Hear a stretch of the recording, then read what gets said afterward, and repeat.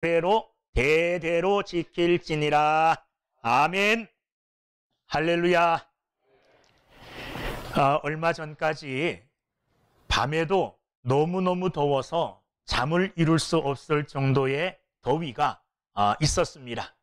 그런데 요 며칠 사이는 창문을 열어놓으면 추울 정도로 밤에는 시원합니다.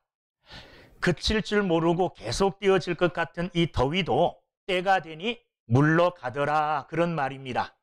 지금 우리 모두를 힘들게 하고 있는 이 코로나19도 때가 되면 완전히 사라지게 될 줄로 믿습니다.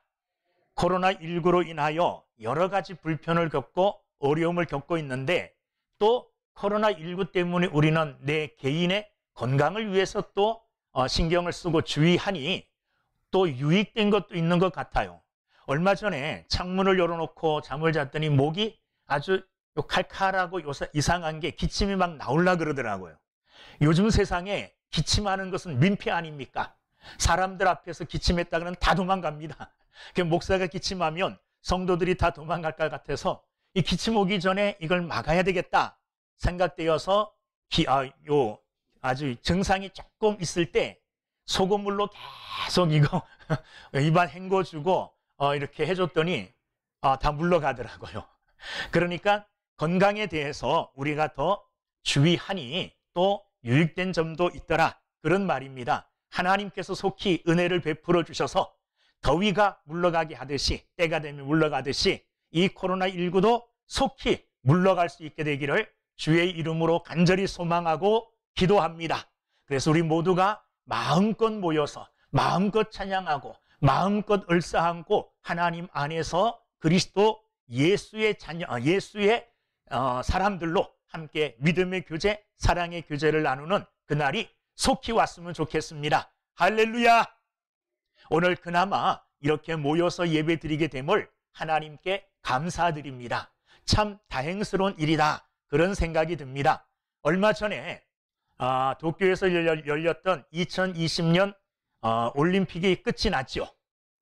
예전과 같은 그런 열기는 없었지만 그래도 올림픽이 무사히 이렇게 잘 맞춰지게 됨을 감사합니다. 예전처럼 열기는 없었고 많은 사람들이 많은 관심을 쏟지는 않았지만, 그러나 그 올림픽 경기 중에 가장 가슴이 뭉클하고 뜨거웠던 경기가 있습니다. 어떤 경기였습니까? 일본과 하는 여자 배구 8강전. 일본을 이기면 4강에 올라가는 아주 중요한 경기였는데 우리나라가 5세트에 지고 있었어요. 그 사람들은 14점까지 올라갔고 우리는 13점, 12점인가? 어쨌든 거기는 1점만 내면 끝나요. 근데 우리는 한 2, 3점 지고 있었거든요. 그런데 우리나라가 그것을 극복하고 이겨내서 4강에 진출하게 되었습니다. 일본을 이기니까 굉장히 기분이 좋아요. 다른 나라 이긴 것보다 2배로 기분이 좋아요. 왜 그럴까요? 저만 그런 건 아니죠. 우리나라 모든 사람들이 다른 나라 이기는 것보다 일본하고의 경기에서 이기면 기분이 배로 좋아요. 그 이유는 우리 모두가 알고 있습니다. 일본이 우리나라에게 행한 그 악한 일 때문에 그렇습니다. 76년 전에, 76년 해방되기 전까지 36년 동안 우리를 강제적으로 점령하여 우리를 다스렸잖아요. 그 안에서 우리는 꼼짝 못하고 주권을 잃어버리고 그들의 다스림을 받는 그런 나날들을 보냈습니다. 그런데 하나님께서 은혜를 베풀어 주셔서 광복을 맞게 해주셨습니다.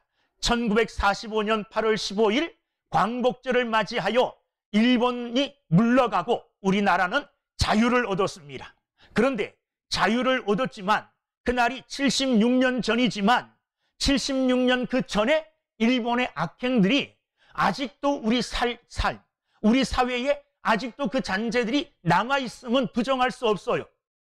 해결되지 못한 위안부 할머니들의 문제들, 이게 계속적으로 문제가 되어지고 그때에 강제적으로 징용을 당해서 군대에 끌려갔던 젊은 사람들이 고국으로 돌아오지 못하고 여러 나라, 잘 알지도 못하는 각국에 흩어져서 외로움과 쓸쓸함 가운데 살아가는 이런 일들이 여전히 아직도 남아있는 것은 그 아픔과 그 비극적인 것이 아직도 우리 가운데 영향을 주고 있다는 것입니다.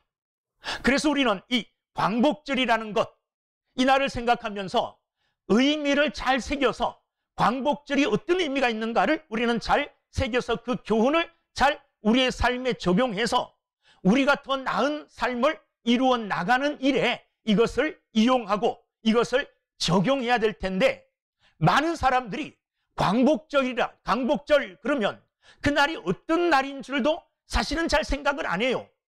특별히 젊은 사람들. 그래서 광복절이다, 2021년 광복절, 많은 사람들이 어떤 일에 더 관심이 많으냐 하면 왜 광복절 노는 날인데, 공휴일인데 왜 주일과 겹쳐서 못 놀게 되었는가, 이런 불만이 나와요. 그러니까 또 눈치 빠른 사람들이 그러면 대체 공휴일을 만들어주겠다, 그래서 내일 대체 공휴일이죠. 사람들이 광복절이 어떤 날인가, 우리 민족에 어떤 의미가 있는가, 이거 생각하기는 아주 먼 이런 이야기가 되고 말았다는 겁니다. 왜냐하면 아주 오래전 이야기이기 때문에 그렇습니다. 그러나 우리는 광복절의 의미를 항상 잊어버리지 말아야 됩니다. 제가 생각하기에 광복절을 맞이하면서 우리는 세 가지를 생각할 수 있어야 된다고 생각해요. 첫째는 광복절은 기쁜 날이죠. 우리를 억압하고 압제하던 일본이 물러가고 해방을 맞이한 날이니 얼마나 기쁘고 즐거운 날입니까? 축제의 날입니다. 그래서 이 날을 사실 기뻐하고 즐거워해야 됩니다. 그것이 당연한 일입니다.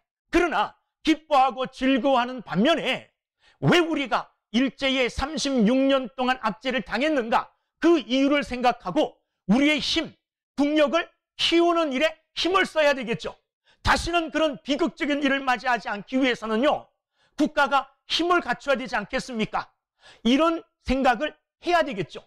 또 하나는 사실 8월 15일 광복은 우리의 힘으로 이룬 게 아니죠. 대한민국의 사람들이 독립운동 해가지고 군사력을 갖춰서 체계적으로 이렇게 싸워서 광복을 이룬 게 아닙니다. 다른 나라 사람들의 도움을 통해서 이 광복절을 맞이한 거예요. 그렇죠. 그러면 우리를 도와준 그 사람들에 대한 감사하는 마음도 잊지 않아야 될 줄로 믿습니다. 그리고 그런 도움을 받은 나라로 이제 우리가 경제적으로 여러 가지로 부강한 나라가 되었으니 또 우리 또한 도움을 받은 것처럼 다른 사람들을 돕는 나라가 되는, 도울 일이 있으면 적극적으로 돕는 이런 나라 돼야 되겠다, 이런 생각을 광복절이면 좀 해야 되지 않겠나, 건전한 생각, 그런 마음을 갖습니다. 자, 그런데 이스라엘 백성들도 이 우리나라가 맞이한 이 광복절과 같은 절기가 있습니다. 그 절기는 어떤 절기냐면 오늘 본문에 나오는 유월절 절기입니다. 하나님은 이 유월절을 이스라엘 백성들에게 어떻게 하라고 그랬느냐 하면 14절 말씀, 너희는 이 날을 기념하여 여호와의 절기를 삼아 영원한 규례로 대대로 지킬지니라, 그렇게 말씀하셨습니다. 이 날이 어떤 날이냐 하면 11절에 나오는 여호와의 유월절입니다.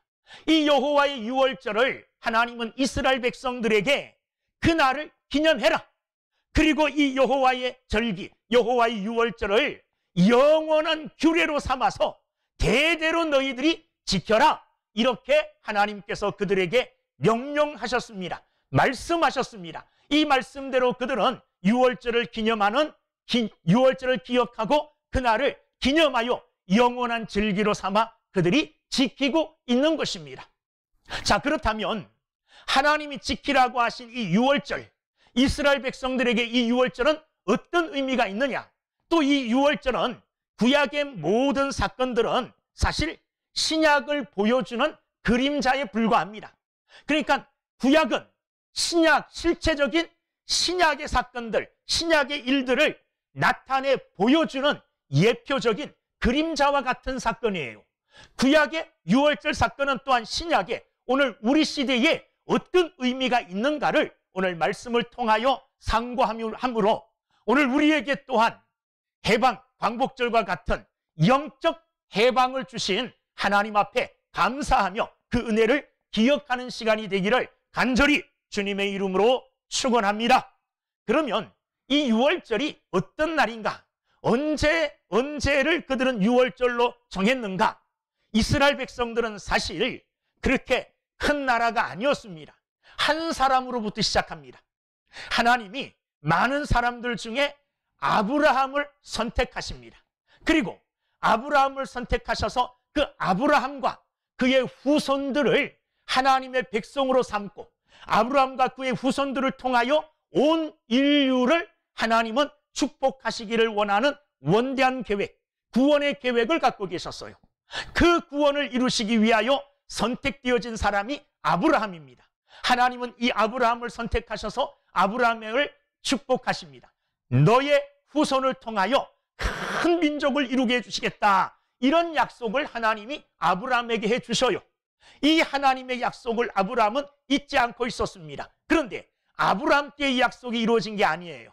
아브라함의 아들 이삭에게서도 이루어진 게 아닙니다. 이삭의 아들 야곱에서도 이루어지지 않았어요.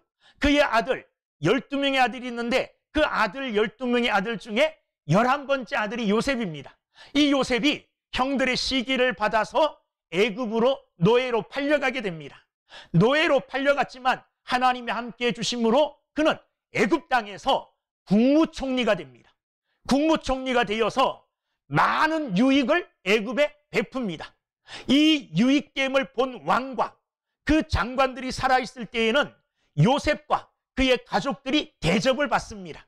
요셉으로 말미암아 야곱과 그의 온 가족 70여 명이 애굽으로 오게 되죠.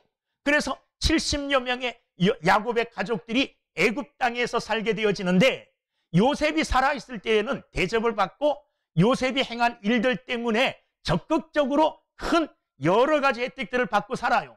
근데 요셉이 죽고 또 요셉을 아는 애굽의 왕도 죽고 그 장관들도 죽고 이런 여러 사람들이 다 죽음으로 요셉의 일을 모르게 되었습니다. 애굽 땅 사람들이. 그런데 그 동안에 하나님이 축복하사 이스라엘 백성들이 번성하기 시작합니다. 약 430여 년 동안 애굽에 있게 되는데 70여 명으로 시작한 한 가족이 남자 장정만 60만 명, 정말 큰 번성한 큰 나라를 이루게 되어집니다. 자, 이렇게 다른 나라, 애굽이라는 나라 속에 번성한 한 민족이 살고 있으니 애굽 왕이 불안하겠죠. 그들을 노예로 삼아서 여러 가지 이 노동하는 데에 사용할 때는 너무너무 좋습니다. 왜? 일꾼들, 돈 안 주고 일꾼들을 부리니 얼마나 좋습니까? 그런데 한편 생각해 보면 만약에 적군이 외부에서부터 쳐들어왔을 때에 내부에 있는 이 다른 민족, 곧 유대인들이 외부의 적들과 결탁하여서 애굽의 반란을 일으킨다면 굉장히 위험하다는 생각을 애굽 왕이 하게 됩니다. 그래서 그때부터 이스라엘 백성들이 번성하지 못하도록 압박하기 시작합니다. 핍박하기 시작합니다. 여러 가지 힘든 중노동에 이스라엘 백성들을 사용합니다. 중노동에 보내서 힘들게 일하게 해요. 그런데도 불구하고 이스라엘 사람들이 번성해요. 그러자 애굽 왕은 이제 어떻게 하느냐? 산파들을 보내서 이스라엘 여인들이 아이를 낳을 때에 딸을 낳게 되면, 여자아이를 낳게 되면 살려주고 아들을 낳게 되면 죽여라. 그런데 이 이스라엘 여자들이 너무나 건강해져가지고 산파들이 도착하기 전에 벌써 애를 다 낳아버려요. 그러니 죽일 수가 없는 겁니다. 그래서 죽이지 못하고 그래도 여전히 번성하게 되니 이제는 애굽 왕이 어떤 명령을 내리느냐 하면 여자아이가 낳게 되면 살려주고 남자아이가 낳게 되면 무조건 나일강에 갖다 버려라, 죽이라는 거예요. 이렇게 핍박을 받고 이렇게 중노동에 시달리게 되니 이스라엘 백성들의 힘듦이 극에 달했습니다. 그래서 그 고통을 하나님께 부르짖습니다. 하나님은 그것을 들었어요. 하나님은 그 고통, 부르짖음을 듣고 아셨습니다. 그래서 하나님은 예전부터 이스라엘 백성들의 구원, 출애굽을 위하여 예전부터 하나님이 준비해 놓고 계신 인물, 곧 누구죠? 모세를 하나님께서는 애굽에 보내게 됩니다. 모세가 애굽에 가서 이스라엘 백성들을 바로 왕에게, 애굽의 왕에게 내 백성을 내놓아라, 우리 가야 되겠다, 바로 왕이 내줄 리가 없지요. 그래서 하나님은 모세를 통해서 재앙을 내리기 시작합니다. 드디어 하나님과 바로 왕과의 싸움이 시작되는 거죠. 늘 하나님이 이기십니다. 재앙을 내릴 때마다 애굽 왕은 쩔쩔매고 보내겠다 그러지만 끝까지 안 보내요. 9번째 재앙을 당할 때까지 바로 왕은 이스라엘 백성들을 보내지 않습니다. 하나님은 드디어 마지막 재앙을 예비하셨습니다. 그 마지막 재앙은 어떤 재앙이냐 하면 애굽 땅에 모든 장자들이 그 밤에 다 죽는 거예요. 죽음의 사자가 애굽 땅에 나타나서 모든 집에 들어가서 그 집에 있는 장자, 애굽 왕의 왕으로부터 그 종으로부터 누구도 예외 없이 모든 가정의 장자들을 다 죽일 뿐만 아니라 짐승들도 처음 태어난 것들은 다 죽임을 당하게 된다는 겁니다. 이 장자의 죽음을 하나님은 예비하셨어요. 그런데 이 장자의 죽음, 죽음의 사자가 임했을 때에 애굽 사람들처럼 같이 죽지 않도록 하나님은 이스라엘 백성들에게 그 죽음을 피하는 방법을 가르쳐 주십니다. 그 방법이 뭐냐 하면 어린 양 하나를 준비하는 겁니다. 그리고 그 밤에 그 어린 양을 잡아서 그 양의 피로 문설주와 대문의 문설주와 임방에 그 피를 바르는 겁니다. 그러면 그 밤에 죽음의 사자가 임하였다가 그 집에 들어와서 장자를 죽이려고 보니까 그 집에 이미 피가 발려 있어요. 그 말은 무슨 말이냐 하면 이 집에 이미 죽음이 임하였다는 거예요. 죽음이 임했으니 또 들어가서 죽일 필요가 없다는 거죠. 그래서 그 피를 보고 그 집은 뛰어넘어간다는 말이에요. 6월절이란 그 말 뜻이 뭐냐 하면 넘어간다는 말입니다. 근데 뭘 보고 넘어가는 겁니까? 그 피를 보고 그 집은 넘어가는 거예요. 그래서 그 밤에 애굽에 있는 모든 사람들의 집은 장자가 죽음으로 인하여 온 나라가 애통해하며 곡을 하지만 이스라엘 백성들 가정에는 특별히 양을 잡아 그 양의 피로 문설주와 인망이 바른 그 모든 집들은 다 장자의 죽음에서 피할 수 있었다는 겁니다. 하나님은 그 밤에 장자의 죽음을 피한 그 밤을 기념하기 위하여 하나님은 그날을 6월절이라 명하고 그날을 대대로 하나님이 지키라고 하신 겁니다. 할렐루야. 6월절이 어떤 날인지 우리는 오늘 말씀을 통해서 알게 되었습니다. 그런데 중요한 것은 아까도 말씀드렸지만 구약의 모든 사건들은 신약을 보여주는 그림자라 그랬죠. 예표라 그랬죠. 그런데 이 구약의 어린 양의 피, 이 어린 양의 피는 신약에 실제적으로 뭘 예표하고 무엇의 그림자일까요? 바로 예수 그리스도. 예수 그리스도의 십자가의 피, 그것을 예표적으로 나타내주는 그림자라는 겁니다. 그래서 사도 바울도 고린도전서 5장 7절 말씀에 우리의 6월절 양 곧 그리스도께서 희생되셨느니라 이렇게 말씀하셨습니다. 예수 그리스도께서 6월절 양이 되신다는 겁니다. 사도 요한도 길을 가시는 예수님을 바라보면서 사도 요한이 아니라 세례 요한도 길을 가시는 예수님을 바라보면서 어린 양, 세상 죄를 지고 가는 어린 양을 보라고 제자들에게 말씀을 해주셨어요.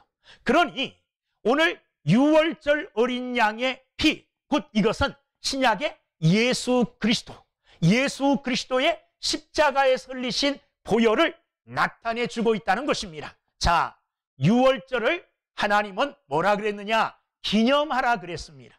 잊지 않도록 그날을 특별하게 기념하라 그렇게 말씀하셨다는 겁니다. 자, 그렇다면 우리가 6월절을 하나님께서 이스라엘 백성들에게 기념하라 그랬는데 6월절에 기념할 가장 중요한 것이 무엇입니까? 6월절. 6월절은 삶과 죽음이 교차되는, 삶과 죽음이 찰나 순간에 결정되는 아주 중요한 절기예요. 아주 중요한 시간이에요. 그날 하나님의 말씀대로 하지 않으면 죽음이 임하고 하나님의 말씀대로 하면 죽음이 바뀌어 생명은 없고 죽지 않고 사는 이런 일들이 결정되어지는 중요한 날입니다. 이 중요한 6월절에 가장 중요한 역할을 하는 게 뭐냐 하면 어린 양이죠. 그죠? 어린 양이 가장 중요한 역할을 하는 겁니다. 어린 양의 피, 특별히 어린 양을 잡아서 그 어린 양이 흘린 피, 이것이 유월절에 있어서는 없어서는 안 될 것이라는 거예요. 만약에 유월절 어린 양이 없고 유월절 어린 양의 피 흘림이 없다면 유월절에 의미가 없는 거예요. 유월절은 죽음의 사자가 찾아왔을 때에 죽지 않으려고 하나님이 만들어주신 절기인데, 어린 양, 준비되어진 유월절 어린 양이 없고 그 어린 양의 피 흘림이 없다면 이 유월절은 아무 의미가 없는 것입니다. 그러므로 우리가 기념해야 될 가장 중요한 것은 어린 양의 피라는 거죠. 어린 양의 피, 이거야말로 가장 우리가 중요하게 여기고 기념하고 잊지 말아야 될 것이라는 겁니다.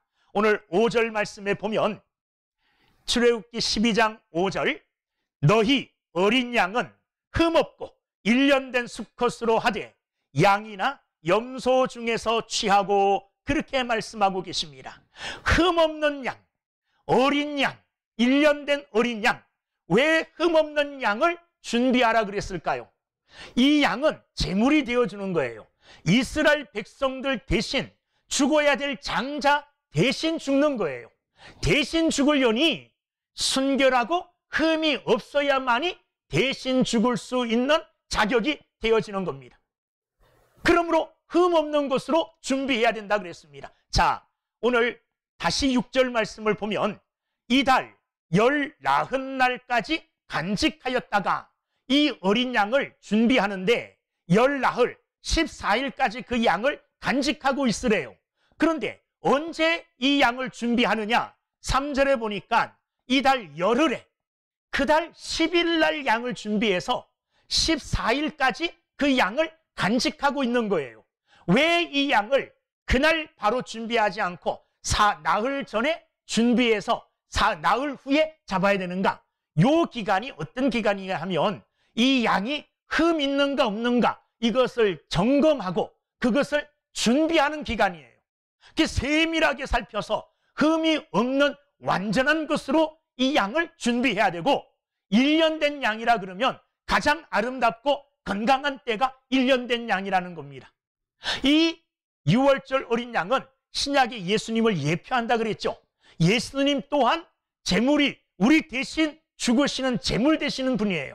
그러므로 그분 또한 흠이 없어야 돼요. 이 땅에 오실 때에 예수님 흠 없이 오셨습니다. 성령으로 잉태하여 동정녀 마리아의 몸을 통하여 탄생하심으로, 출생하심으로 아담이 지은 원죄를 갖고 태어나지 않으셨어요. 흠이 없으신 분이에요.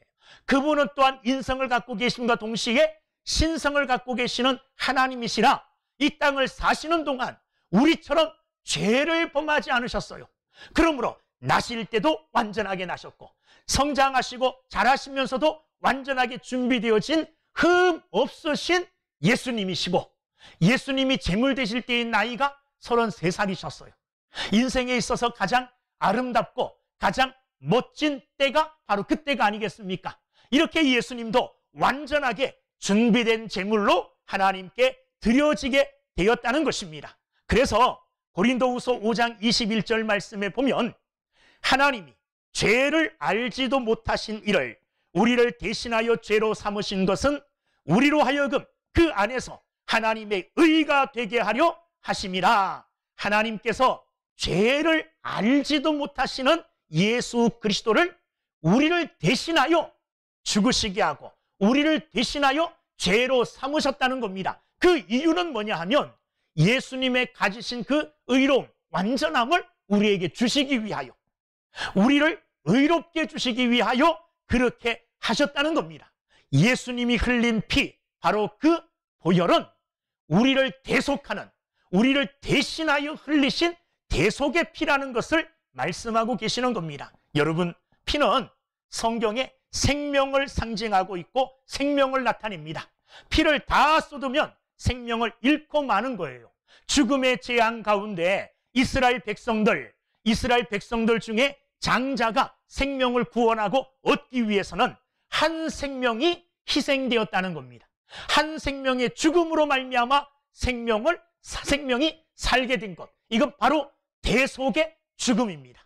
하나님은 죄를 심판하시고 죄를 미워하시는 분이에요. 죄인은 반드시 죄값이 따라야 됩니다. 우리 또한 마찬가지입니다. 여러분, 우리는 태어날 때부터 죄인으로 태어나고 자라면서도 얼마나 많은 자범죄를 짓는 자인지 모릅니다. 저와 여러분들의 이 죄는 반드시 값을 치루어야 돼요. 그런데 그 값을 치루셨습니다. 누가 치루신 겁니까? 내 대신 예수님이 치루셨어요. 내 대신 예수님이 치루시기 위하여 예수님은 흠없이 아무 죄 없이 이 땅에 오셨고 우리를 위하여 아낌없이 그 생명을 십자가에 내어주심으로 우리의 생명을 살려주셨습니다. 히브리서 9장 22절에 보면 피 흘림이 없은 즉 사함이 없느니라 이렇게 말씀하셨습니다. 피 흘림이 없으면 사함이 없다는 거예요. 죄값을 치르지 않으면 사함이 없다는 말입니다. 그런데 예수님은 피를 흘려주시고 그 피 흘림을 통하여 우리를 구원하여 주셨습니다. 이 원리에 따라서 예수님은 이 땅에 오셨고 인간의 몸을 입으셨고 피를 다 쏟으시고 대신 나 대신 십자가에 죽으심으로 우리를 구원하여 주셨습니다. 이 대속은, 이 구원은 하나님이 금이나 은으로 하신 것이 아니라 하나님의 사랑하심을 통한 은혜로 우리에게 주신 하나님의 선물입니다. 이 하나님의 선물을 우리가 어떻게 해요? 믿음으로 받아들이면 되는 것입니다. 믿음으로 아멘 하면 되어지는 거예요. 이 죄값을 내가 치르려고 하면요, 평생을 다 바쳐 치루어도 다 못 갚습니다. 마지막엔 결국은 죽어야 돼요. 영원한 사망에 이루어야 돼요. 그런데 그 사망의 길을 예수님께서는 대신 가셨고 대신 그 일을 이루어 주심으로 우리의 구원을 이루어 주셨어요. 오직 예수 그리스도 한 분밖에는 이 일을 하실 수 없고 한 분 외에는 우리의 구원의 길이 없음을 우리는 믿습니다. 그러므로 오늘 코로나19가 이렇게 막 왕성하게 활동하는 이런 기간에도 믿음으로 하나님 앞에 나왔어요. 왜요? 예수 외에는 믿음의 길, 구원의 길이 없음을 우리가 믿기 때문에 그렇습니다. 요한복음 14장 16절, 내가 곧 길이요 진리요 생명이니 나로 말미암지 않고는 아버지께로 올 자가 없느니라.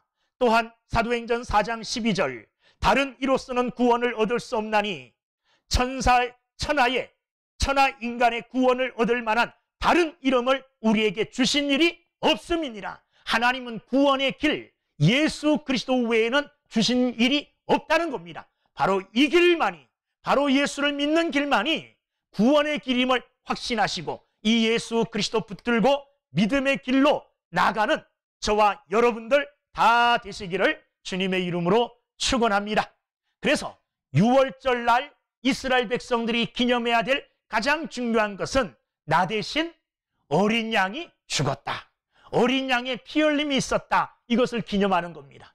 자, 이 6월절, 이스라엘 백성들의 6월절은 오늘 우리의 구원, 죄에서 우리를 구원하신 영적 6월절과 같은 의미가 있죠. 우리 또한 내가 죽어 마땅한데 예수님이 죽어주심으로 생명을 얻지 않았습니까? 우리 또한 이스라엘 백성들이 지키는 6월절을 통하여 영적으로 하나님이 나를 죄에서 건져주시기 위하여 예수 그리스도께서 십자가에서 피 흘려 죽으셨다, 그 몸에 있는 피와 물을 다 쏟아주셨다는 이 귀한 사실을 잊지 않고 믿음의 길을 걸어가는 저와 여러분들 다 되시기를 주님의 이름으로 축원합니다. 두 번째 6월절 날 기념해야 될 또 하나의 중요한 일이 있습니다. 그것은 뭐냐 하면, 자, 6월절 어린 양을 잡았습니다. 어린 양이 피를 흘립니다. 이것이 끝이 아니죠. 그 다음에 해야 될 일이 있어요. 중요한 일이 있습니다. 이 어린 양의 피를 어떻게 해야 된다고 그랬습니까? 문설주와 인방에 발라야 된다는 거예요. 어린 양을 죽이기만 하면 안 돼요. 어린 양이 피를 흘리기만 하면 안 돼요. 그 흘린 피를 내가 사는 집에 문설주와 인방에 친히 나가 밖에서 볼 수 있도록 어떻게 해야 됩니까? 칠을 해야 돼요. 이것은 뭘 의미하느냐 하면 믿음을 보여줘야 된다는 겁니다. 믿음을. 자, 이런 예를 한번 들어볼게요. 이스라엘 백성들 중에 6월절 어린 양을 준비해라. 하나님의 말씀을 들은 백성들이 어린 양 준비해야지 하고 어린 양을 다 준비했어요. 그리고 그날 양을 잡으라는 날 양을 잡았어요. 그리고 그 양의 고기를 먹었어요. 그런데 생각하기를 나는 하나님께서 나를 지켜주실 줄로 믿어. 우리 집에 있는 장자는 하나님이 지켜주셔서 안 죽을 줄로 믿어. 그러니 이 믿음만 가지면 피는 바를 필요가 없어. 그건 그냥 형식적 아니야? 형식적인 건 그거 안 하면 어때? 이렇게 생각하고 그 어린 양의 피를 바깥에 안 바른 집이 있다고 생각합시다. 그 집 어떻게 됐을까요? 그 집에 있던 사람이 죽었을까요? 살았을까요? 말씀을 통해서 보면 죽었어요. 죽음의 사자가 그 집을 뛰어넘을 때 그 속에 있는 사람들의 하나님을 향한 믿음 보고 뛰어넘은 게 아니에요. 오늘 말씀을 보면, 자, 13절 말씀에 보면, 내가 애굽 땅을 칠 때에 그 피가 너희가 사는 집에 있어서 너희를 위하여 표적이 될지라. 내가 피를 볼 때에 너희를 넘어가리니. 뭘 보고 넘어간다 그랬어요? 그 피를 보고 넘어간다 그랬습니다. 여러분, 이스라엘 백성들이 문지방과 인방의 피를 바르는 행위는 그들의 믿음을 표현하는 행위예요. 믿음을, 내 속에 가지고 있는 믿음을 겉으로 드러내는, 표현하는 그런 행위, 그런 모습이라는 겁니다. 속으로 나는 믿어. 하나님을 믿고 예수님이 내 죄를 대신하여 죽으심을 믿어. 그리고 믿는다고만 말하고 마음으로만 믿어. 그런데 그 믿음을 겉으로 표현 안 해요. 나타내지 않아요. 그럼 그 믿음은 어떤 믿음이라 그럽니까? 야고보서 말씀을 가지고 그 믿음을 표현하면 죽은 믿음이에요. 죽은 믿음이에요. 영혼 없는 몸이 죽은 것 같이 행함이 없는 믿음은 어떤 믿음이라 그랬습니까? 죽은 믿음이라 그랬습니다. 여러분 생각해 보십시오. 어린 양의 피를 문지방과 인방에 바르는 건 쉬운 일인 것 같지만 쉽지 않을 수도 있습니다. 페인트 칠하는 게 아니잖아요. 짐승의 피를 칠하는 거예요. 피를 칠하면서 사람들이 어떻게 말하면서 피를 칠합니까? 이 피를 칠해야만이 하나님께서 우리 가정을 지켜주셔. 이 피를 칠해야만이 이 안에 있는 사람들이 살 수 있어. 이런 믿음을 가지고 이런 말을 하면서 그 피를 바를 거 아니에요. 지나가는 사람들이 묻습니다. 뭐 하는 짓이야? 왜 문지방에, 왜 인방에 피를 발라? 그러면 뭐라고 설명해야 돼요? 설명해야죠. 하나님께서 오늘 이 밤에 죽음의 사자를 이 땅에 보내실 텐데 죽음의 사자가 이 피를 보고 이 집은 뛰어넘어갈 거야 하고 말을 해야 되잖아요. 믿음을 표현해야 되잖아요. 여러분, 노아가 방주를 지었죠. 노아가 방주를 어디에서 지었습니까? 산에서 지었어요. 산에서 방주를 짓고 있는 노아를 향하여 사람들이 묻지 않겠습니까? 여보게 노아씨, 왜 배를 산에서 만들어? 배 만들려면 저 바닷가나 물가에 가서 만들어야지 왜 산에서 만들어? 그럼 노아가 뭘 했을 것 같아요? 얼버무렸을 것 같습니까? 창피해서? 산에서 배를 만들기 너무너무 창피하네. 말할 수 없어. 이러지 않았어요. 노아는 분명히 자기 믿음을 드러냈습니다. 언젠가 하나님께서 홍수로 생상을 심판하실 것이라는 것을 사람들에게 전하였어요. 배를 지으면서. 오늘 이스라엘 백성들이요, 짐승을 잡아서 문지방과 인방에 그 피를 바르면서 지나가는 사람들이 쑥덕이고 지나가는 사람들이 조롱하고 비난하고 무슨 짓이냐고 미치지 않았느냐고 이런 모든 말들을 다 들을 때에 그래도 하나님의 말씀을 믿는 믿음으로 그런 사람들 앞에서 자신의 믿음을 당당하게 문지방과 인방에 피를 바르면서 자기의 믿음을 드러냈다는 것입니다. 사랑하는 여러분들, 예수 그리스도께서 저와 여러분들을 위하여 십자가에서 피 흘려 죽으셨습니다. 그렇다면 이제 예수 그리스도께서 십자가에서 나의 죄를 위하여 피 흘려 죽으셨다는 사실을, 그것을 믿는다는 사실을, 내가 그것을 믿고 있다는 것을 여러분 드러내야 되지 않겠습니까? 사람들에게 그것을 표현해야 되지 않겠습니까? 당당하게 주일날 교회 나올 때에 왜 이런 코로나가 이렇게 한참 극성을 부리고 2,000명까지 넘어가고 막 확산세에 있는데 이 위험을 무릅쓰고 왜 교회 가느냐? 사람들이 그렇게 물으면 뭐라 그래야 됩니까? 하나님이 나를 사랑하셨어. 하나님이 나를 사랑하사 하나밖에 없는 독생자 예수 그리스도를 나를 위하여 보내주시고 예수 그리스도께서 나를 위하여 십자가에 죽으셨어. 그 예수를 나는 믿어. 이 믿음이 내게 있기에, 이 믿음이 내게 있기에 나는 하나님께 나아갈 수밖에 없어. 하나님을 예배할 수밖에 없어. 내 믿음을 말해야 되지 않겠습니까? 내 믿음을 표현해야 되지 않겠습니까? 사랑하는 여러분들, 여러분 주변에 나를 바라보면서 내가 예수 믿는 것을 만약에 이웃에 사는 사람이 모르고 있다면 잘못된 것입니다. 직장에 있는 사람이 내가 예수 믿는 것도 모르고 있다면 그 잘못된 것 아니겠습니까? 내 믿음이 얼굴을 통하여 표현되어져야 됩니다.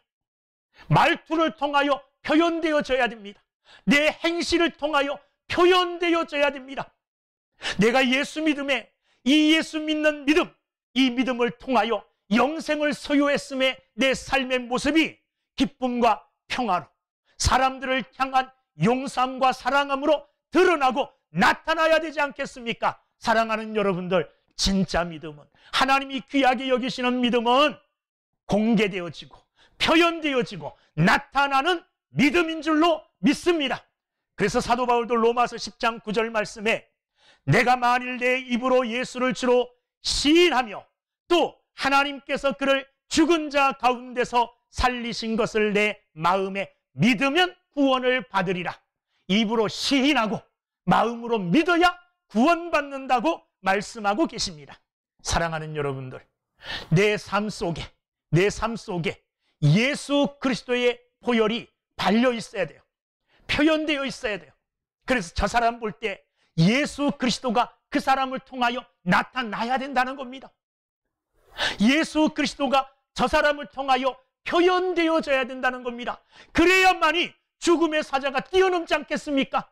사랑하는 여러분들, 저와 여러분들의 삶에 예수 그리스도의 보혈의 능력이 나타나게 되기를 주의 이름으로 축원합니다. 그래서 사람들이 여러분들을 향하여 이렇게 물어야 돼요. 너의 삶에 예수 그리스도가 있는데 예수 그리스도가 너에게는 어떤 의미가 있느냐?